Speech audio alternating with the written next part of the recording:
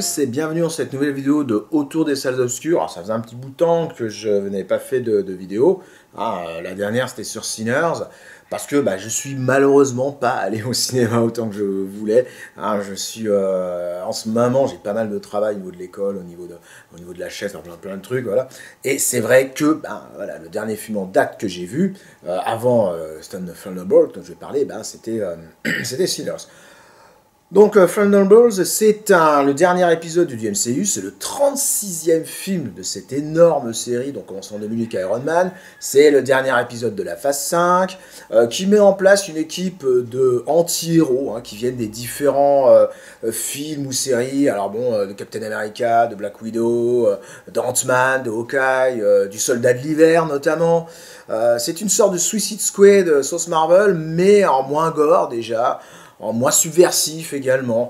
C'est pas vraiment la même approche qu'a fait Marvel. Et d'ailleurs, dans le comic, c'était pas du tout l'approche là non plus. Voilà.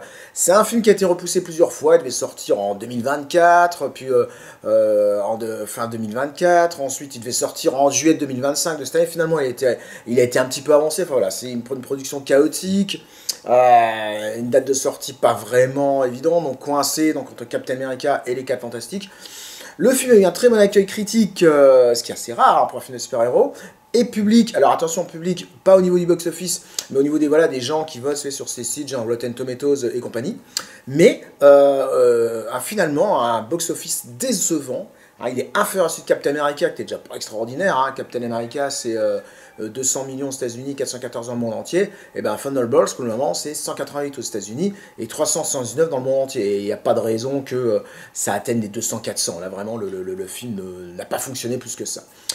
Alors pourquoi? Alors déjà, le rythme du film est assez lent. Il y a peu de scènes d'action au final. Le méchant, donc Sentry, est intéressant, mais je ne trouve pas assez creusé. Et surtout, on ne le voit que dans la deuxième partie du film. Enfin, j'en parlerai un petit peu tout à l'heure. Voilà. À la limite, ce qui est plus intéressant, c'est les manipulations en coulisses donc, de Valentina Allegra de Fontaine, qui est la directrice de la CIA, c'est clairement, elle, la vraie méchante du film, dont les activités qu'avait Oxy, c'est une société qu'elle a créée, justement, va précipiter la création de cette équipe. Alors c'est une vieille idée qui date de 2014, Thunderbolts, il faut le savoir. À un moment, ça avait intéressé James Gunn, mais bon...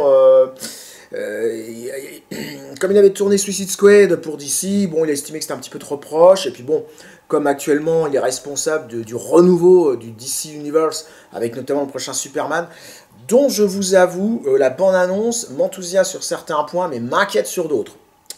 C'est pas Crypto le chien qui m'inquiète, s'agit après tout pourquoi pas, mais il y a une scène dans la bande-annonce, je fais un tout petit aparté, où on voit donc Superman qui donne un coup de poing à Lex Luthor, il y a des dents qui veulent la caméra. C'est pas le genre de truc que moi je vois dans un film de super-héros.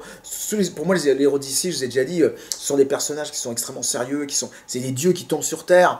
Et j'ai un petit peu de mal quand il y a de l'humour avec les héros d'ici, mais bon, ça c'est mon ressenti, évidemment. Voilà. Donc du coup, c'est Jack Schaller qui va prendre le relais. Alors c'est un réalisateur, qui a surtout tourné pour la télévision, des séries télé. Il a fait un épisode de Skeleton Crew, par exemple, une série Star Wars assez sympathique, on va dire, pas transcendante, mais quand même assez sympa.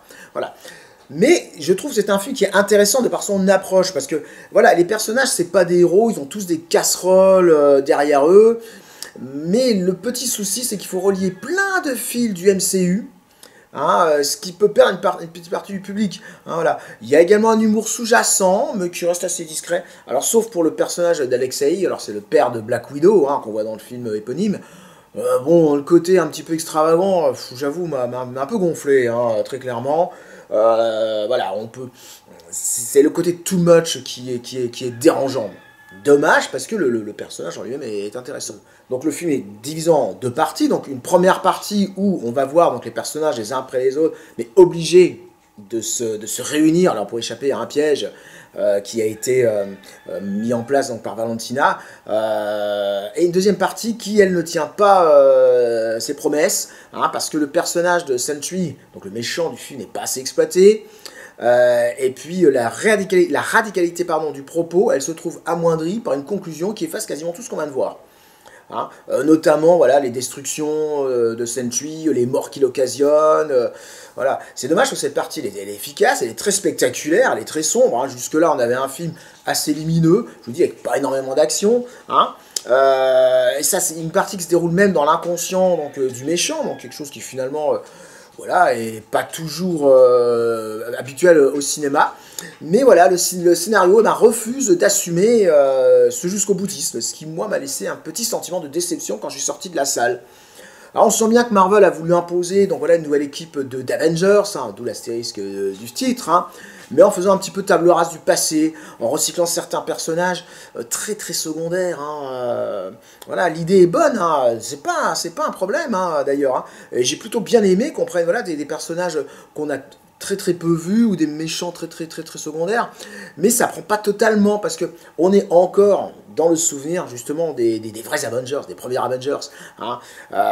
Et je peux comprendre justement le public voilà, s'il n'a pas vu toutes les séries, qu'il n'a pas vu tous les films, n'arrive pas à s'intéresser clairement à ces personnages, à ces anti-héros, bon, qui sont pas si méchants que ça au final, hein, d'où à mon avis un box-office extrêmement mitigé. Voilà, clairement, je veux dire, Marvel est à la croisée des chemins. Hein. Ils ont régné sur le box-office pendant les années 2010, hein, avec des films qui battaient record sur record sur record. Et puis il y a eu Endgame, donc qui a été qui a quasiment frôlé les 3 milliards de recettes. Ça a marqué une apogée. Et depuis, le studio, il tente un petit peu de se réinventer, parfois avec brio. Hein. Moi, je trouve qu'il y a des films post-Endgame qui sont vraiment très très bons. Hein. Mais le public ne suit pas toujours, malheureusement. Donc la faute à des trop nombreux crossovers entre les films, entre les séries télé qui peuvent égarer. Et on voit d'ailleurs que les Marvel qui ont bien marché, c'est ces 5 dernières années, c'est ceux dont les personnages étaient déjà bien établis. On a les 2 Spider-Man, on a Doctor Strange 2, on a Guardians de la Galaxie 3, et puis Deadpool et Wolverine. Là, c'est des films qui ont vraiment cartonné, qui ont parfois dépassé le milliard, ou qui l'ont frôlé. Les autres tentatives d'imposer des nouveaux personnages n'ont pas vraiment convaincu, que ce soit Shang-Chi par exemple, ou les Éternels, qui sont, à mon sens, d'excellents films, hein, qui auraient dû être des nouvelles portes d'entrée, justement, dans une Marvel. Pour les films qui ont bien fonctionné aussi, j'ai oublié de mentionner Thor, le 4e Thor, alors qui est détesté par beaucoup de gens, mais bon, qui a fait un carton, hein, parce que voilà, Thor c'est un personnage très très populaire.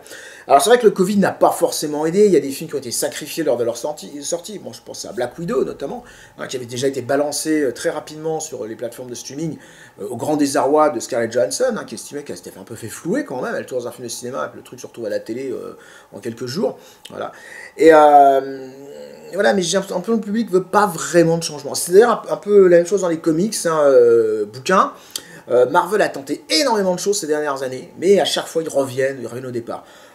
D'ailleurs, il y a certaines choses sont tentées qui sont pas terribles, hein, faut être honnête. Hein. Il y a Marvel Comics, franchement, c'est en train de devenir une espèce de gloubi-boulga incompréhensible, avec des reboots dans tous les sens. Alors en France, c'est un vrai carnage avec Panini qui a totalement abandonné la diffusion kiosque, qui fait plus que de la diffusion en librairie avec des albums qui coûtent extrêmement cher, c'est minimum 16 €.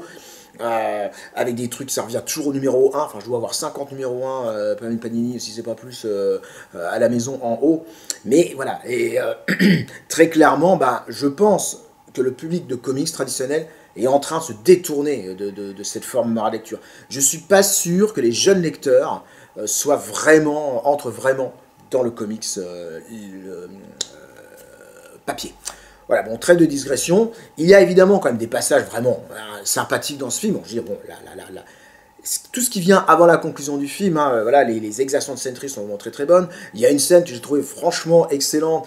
C'est la scène où les personnages voilà, sont coincés dans le piège Valentina. Ils sont obligés de s'attacher littéralement hein, les uns aux autres pour pouvoir s'en sortir, et ça je trouve c'est une excellente idée. Alors j'avais lu quelqu'un qui disait mais non c'est une scène ridicule, non au contraire, parce que métaphorique, 1, 2. Je trouve que c'est une excellente métaphore justement de ces personnages qui, je le dis, doivent s'attacher les uns aux autres. Ils n'ont pas le choix. Ils ne peuvent plus mener leur vie solitaire comme ça. Et puis ça leur permet là aussi d'effacer une partie des actes qu'ils ont fait, parce que tous ces personnages ont en commun d'avoir commis des actes franchement délictueux. Hein. Alors souvent, ils ont des bonnes raisons de le faire. Et c'est ça qui m'a intéressé dans le film. Hein. C'est ça qui m'a intéressé dans Thunderbolts. Voilà. Mais à la base, voilà, le film m'a un peu déçu, je vous le dis, par sa fin qui, à mon sens, n'est pas assez radicale. Mais bon, peut-être que le public n'a pas envie de voir ça. Hein. C'est comme Captain America Brave New World, hein, il y a de très bonnes idées, mais c'est deux films qui auraient pu être meilleurs. Et j'espère que le nouveau Fantastic Four va vraiment oser un petit peu bousculer les codes et ne pas retomber dans ce que le public attend quelque part. Alors vous me direz, c'est un peu antinomique parce que si Marvel veut que ses films fonctionnent, parce qu'ils coûtent extrêmement cher, bah, il faut quand même donner au public ce qu'il veut, mais d'un autre côté, on sent bien qu'une partie du public, mais qui ne va pas forcément voir les films, veut autre chose. Voilà. Enfin, en tout cas, bon, comme d'habitude, faites-vous votre propre idée hein, sur Thunderbolts, hein, parce que ça, évidemment, ce n'est que mon avis. Si vous avez vu le film, n'hésitez pas à dire en commentaire ce que vous en avez pensé, si vous avez aimé, si vous avez détesté. Est-ce que pour vous, Marvel, voilà, est clairement, bon, c'est devenu quelque chose de has-been, ou au contraire, est-ce que vous en entendez encore beaucoup? Moi, je pense personnellement qu'il y a encore des histoires intéressantes à raconter, mais avec peut-être cette prise de risque, hein, parce qu'à la différence quand même de DC qui n'en fait plus de rebooter tous les 10-15 ans ses personnages principaux, moi je suis désolé, Marvel Studios, eh bien, essaye des trucs. Alors ça marche pas toujours, il y a des films qui clairement sont décevants, hein, mais au moins, je suis désolé, ils osent faire des choses, ils osent introduire des personnages pas connus, ils osent essayer des trucs, c'est-à-dire ça ne fonctionne pas tout le temps, mais au moins, eh bien, je pense qu'il y a une certaine prise de risque, n'en déplaise, alors je sais que certains ne sont absolument pas d'accord avec moi, hein, n'en déplaise voilà, aux gens qui disent non, non, de toute façon Marvel, c'est du cinéma fast-food, pré-mâché, tatati tatata. Oui, peut-être, hein, c'est sûr que on n'est pas clairement dans un chef-d'œuvre comme le premier Superman ou les Batman de Burton, par exemple. Hein, mais je suis désolé, pour moi, c'est du pur cinéma. C'est un cinéma total. Moi, j'adore le cinéma total. Hein. Ce qui est dommage, à mon avis, et c'est là que Marvel est en train de se perdre, c'est qu'au départ, ils prenaient de vrais auteurs, de vrais cinéastes. Là, il y a un petit peu trop de yes man hein, qui sont attachés au film. Voilà, des gens qui ne maîtrisent pas grand-chose, qui ne maîtrisent pas le scénario, qui ne maîtrisent pas le casting, qui se contentent de filmer ce qu'on leur demande de filmer. Et c'est peut-être là-dessus que Marvel devrait justement eh bien, travailler. C'est-à-dire reprendre de vrais réalisateurs, des gens qui ont envie de faire ce type de film, des gens qui ont une vision, des gens qui n'hésitent pas à bousculer un peu l'habitude de Marvel.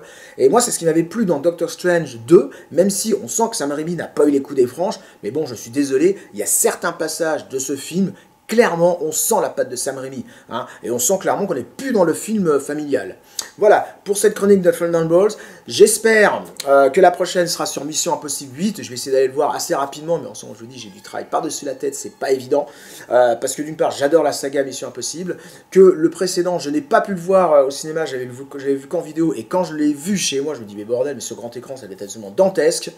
Voilà, en tout cas, on se retrouve rapidement pour une prochaine vidéo, donc cinéma, et les chroniques qui vont arriver sur la chaîne, là, j'ai pas mal de chroniques qui sont en train d'être écrites et filmées, hein, donc évidemment, donc, comme d'habitude, abonnez-vous à la chaîne, commentez, likez, partagez, n'hésitez pas à aller sur Metal News, voir la vidéo sur Paralyzers, je sais, j'insiste, mais c'est une vidéo qui me tient à cœur, j'ai passé énormément de temps à la faire, et franchement, ça m'a replongé 40 ans en arrière, quasiment, donc c'était un petit peu un voyage dans le temps, quelque part, voilà. Et là, la vidéo sera disponible pour tout le monde à partir de vendredi. Allez, salut!